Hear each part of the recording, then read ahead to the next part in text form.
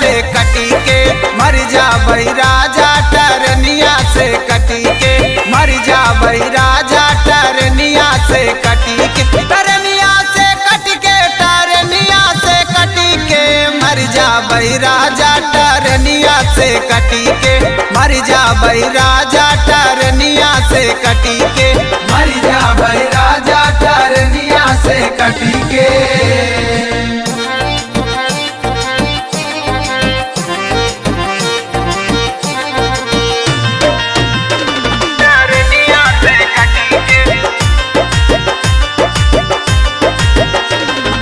पहले लागत राहे बोलिया मिठाई बोलिया मिठाई हो बोलिया मिठाई। कवन चीज पौते तू गैला